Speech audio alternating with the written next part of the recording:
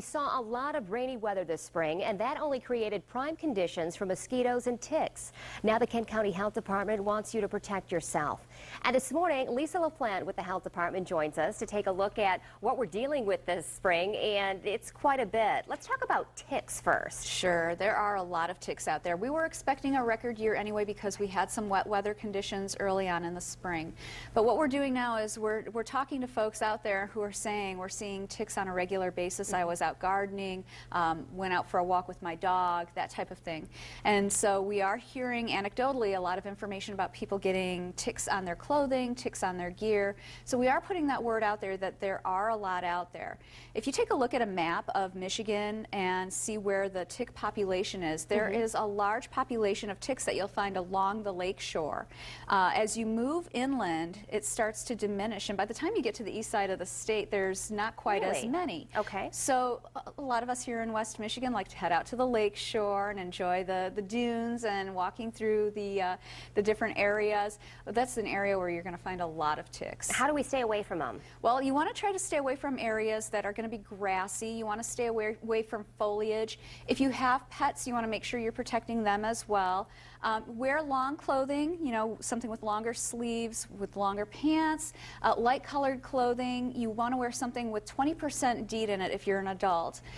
Make sure that when you get done that you check yourself for ticks. Okay, you know, that's take important. a shower when you get home. Make sure that you find if there's any ticks on your gear or on your clothes that you get rid of them right away. Whatever you do, don't panic. If you do find a tick has become engaged, you just take some tweezers and pull it out. Okay, let's talk about these products in front of us. You mentioned DEET, and that is something that we want to have if we're an adult, but we don't necessarily want to put it on our kids. No, if you have a child under the age of 2, you don't want to use any products containing DEET. If you have a child under the age of 3, you don't want to use anything containing oil of lemon eucalyptus.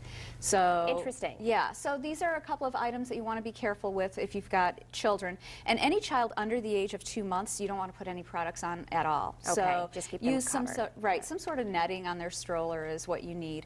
Now we're seeing with mosquitoes, typically we see them mostly at dusk and dawn, but this year we're actually seeing them at all times of day. Whatever, they're everywhere. Right. So you want to make sure that if you are heading out that you are protecting yourself. If you do use one of these products, if you're spraying something on yourself that does contain DEET, you want to make sure you're going to wash yourself when you get home. It is a chemical. You want to take it off as soon as you get home. Make sure you wash any clothes that were exposed to it.